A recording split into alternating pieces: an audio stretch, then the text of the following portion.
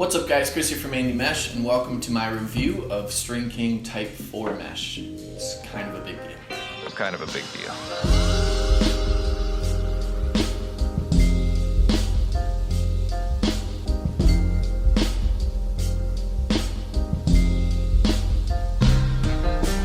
It's been a long time since Stringking's last mesh released. It's been almost 2 years since Type 3 released, and while I still thought Type 3 was probably the best mesh on the market, some other meshes were catching up. Hero 2 had a slightly rougher construction, which gave it a little bit more hold, and Jimmylack's Prime Mesh has been advertising a rougher design, so things were kind of getting closer, and Stringking saw it fit to really put themselves back on top. What sets Stringking Mesh apart with Type 3 and Type 4 is their TwistX technology, and TwistX really creates some unique characteristics in the mesh that separates it from the rest of the products on the market. The first thing TwistX does is create a rougher construction that really eliminates any of that hydroplane effect that the ball might have while running through the mesh on a rainy day. So some of the more flatter meshes, which really there aren't too many left on the market, but some of them can get a little slippery when wet. Something I've talked about a lot before, but really nothing that Type 3 experienced, and Type 4 has an even rougher construction and it'll perform even more consistently regardless of the weather. What that rough construction does also is create a lot of kinetic friction as the ball's moving through the pocket, which creates a ton of hold. So this has an incredibly nice feel, incredibly nice ball feel, has a ton of hold when you're cradling no matter what the pattern you use. It's just a really solid product in that regard. Now the first big difference between Type 4 and Type 3 is the weight. Type 4 is weighing in at 17 ounces for Type 3S. Did I say grams or ounces? I don't know. Type 4's first big difference from Type 3 is its weight.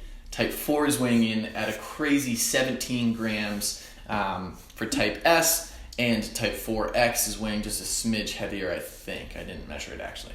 17 grams is a big deal, and I'll tell you why. I know I'm going to have a lot of you guys complaining that only a few grams isn't going to make a big difference, but it actually can create a pretty significant feel discrepancy between products. Just for reference, kind of OG mesh was around 30 grams.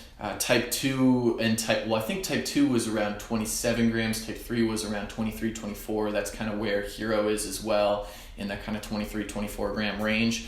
And then really before this, it was only Otter Mesh, Aura Mesh, Dry Mesh Light, but mostly kind of those polyethylene meshes like Otter Mesh and Rocket Mesh. A few others were in that 18 gram range for those kind of hyper light meshes. In order to achieve that super light weight though, companies used to use polyethylene, which didn't have any elasticity, which kind of created a slightly different ball feel that I wasn't personally a fan of.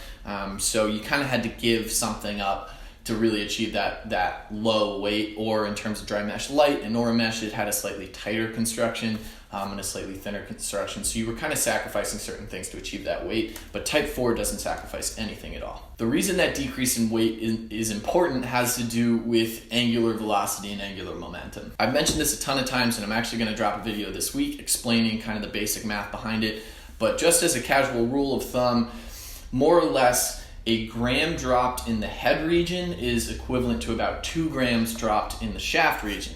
Now, why I like cutting weight more in the head, A, is because you're getting more bang for your buck, but B, you're not sacrificing strength in the shaft, as well as the fact that you're dropping that balance point lower, which in my opinion can kind of increase overall hold. So if we're cutting about 6 to 7 grams in the mesh here, that's the equivalent of cutting 12 to 14 grams in the shaft. And I see so many of you guys sacrificing strength in your shaft to buy a lighter shaft that's only 5 or 10 grams lighter. So instead of doing that, you can definitely save a lot of strength in your shaft and just get a slightly lighter piece of mesh, and it's going to feel way better. Not to mention, decreasing the weight of your head and your mesh is greatly going to increase head speed compared to dropping weight in your shaft for the same reason, right? So if I can cut weight in my head, the center of gravity of my stick is closer to the body, meaning it's going to be easier for me to accelerate it in a circle. For the same reason why a figure skater spins faster when their arms are in close versus when their arms are far away. Like I said, the math isn't too complicated behind that. It actually works on a linear relationship to the radius. So the further away it is, it's kind of a 1-to-1 ratio. So this is roughly twice as far away as the midpoint of your shaft. 2-to-1 ratio, like I said before. It's worth it cutting weight in your mesh. It's an easy way to do it. So how did Stringking achieve all this? Like I mentioned with the TwistX technology, they kind of changed the model in order to cut the weight while maintaining a similar strength. The easiest way to explain TwistX is to explain it as a two-step manufacturing process versus the normal one-step. So a normal manufacturing process, they have kind of their fibers that they weave together into a piece of mesh that you see in your stick. TwistX though, first twists two individual yarns, I'm talking about type 3 now, twists two individual yarns and then weaves it into your mesh, giving it a little bit more elasticity and a little more grip.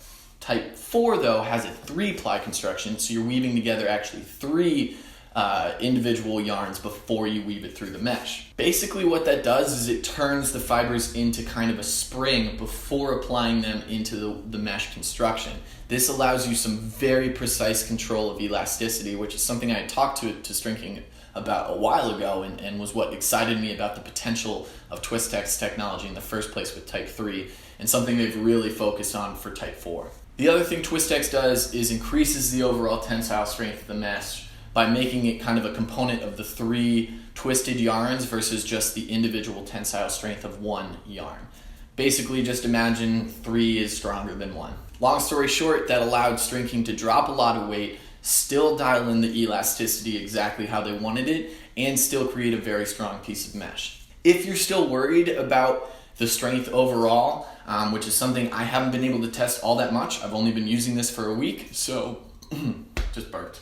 If you're still worried about the overall strength of the mesh, keep in mind that Type 4 is coming with a 6-month warranty for mesh. That's insane and it is something we've never seen before on the market. Now, I haven't tested the durability of this too much. I've only been playing with it for a week, so if it pops like crazy, you guys should know that I will be the first to tell you. I'm not trying to deceive you in any way. I'm not being paid to make this statement. I think it's going to be fine. It seems to hold up very well. I did some kind of rudimentary tensile strength test by pulling apart little segments, and it seemed to hold up pretty well. Now, that doesn't really address abrasion resistance, but I think it's going to be fine. And overall, even if it does rip a little bit faster than your average piece of mesh, maybe it's 3 months to failure compared to 4 months for a regular piece, that 6-month warranty totally has you covered. I usually have a backup stick anyways, just in case my shaft fails or my head fails. So I think if you are somebody who keeps a backup stick, totally get 3S, and if your mesh pops for some reason, it's usually not something that's going to destroy your play on the field in one play like a broken shaft will. Usually it's something you don't notice for a little bit, and then you can just switch your sticks out, get right back to it, and submit the warranty claim and get another piece of mesh. Win-win.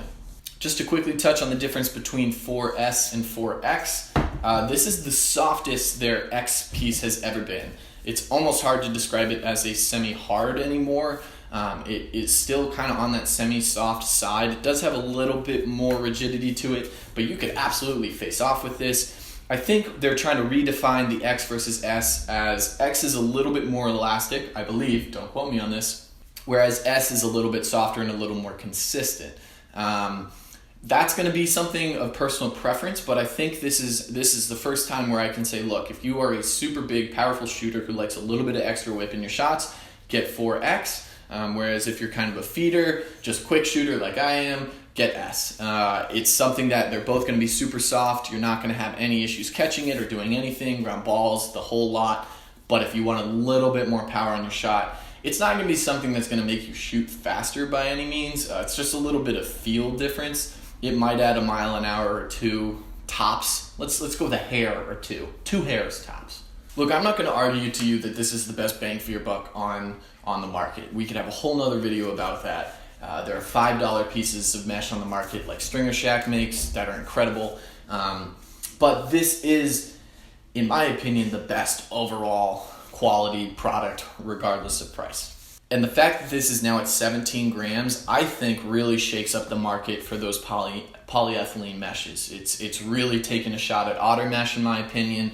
Some of those other similar construction types, I just don't see the point in using those anymore, I'll be quite frank. I think you get a lot more responsivity. I like the elasticity here. If you want a true ball feel like you get with polyethylene types like Rocket Mesh, Otter Mesh, what other ones? I think the Burn Mesh from Warrior, STX has one, I think. Then maybe you'll like those, but I just really think this is going to treat you way better. Look, this is just the product to beat right now, and I'm not one to insult brand loyalty at all. It's not made in the US, so if that's something that's super important to you, you can definitely stick with a different product, but this is, in my opinion, the best product on the market. Thanks so much for watching, guys. Make sure you guys like, comment, and subscribe. The usual. Thanks so much to Stringking for sending me over a few pieces to test. If you'd like to buy this shirt, it is now live at the link down in the description. Trying to get a handful out to you guys before the holiday season if we can. If not, they'll be here early in the new year. So it's a little pre-order, but grab the shirt if you want, and then they'll be in stock after a few weeks. So thanks so much, guys. Like, comment, subscribe, the usual. Ask any questions that you want me to focus on for type 4 as I test it going forwards. Catch you guys next time.